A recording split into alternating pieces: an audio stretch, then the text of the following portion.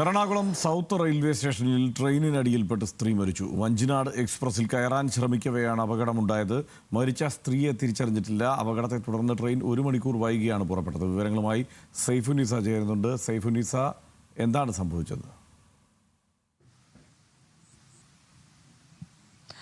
ഹർഷൻ, ഇന്ന് പുലർച്ചെ 5 മണിക്കാണ് ഈ അപകടം ഉണ്ടായത്. പുലർച്ചെ 5 മണിക്ക് എറണാകുളം സൗത്ത് റെയിൽവേ സ്റ്റേഷനിൽ വഞ്ചിനാട് എക്സ്പ്രസിൽ 5:10 വഞ്ചിനാട് എക്സ്പ്രസിൽ പോകുവാനായി വന്നതാണ് ഈ സ്ത്രീ.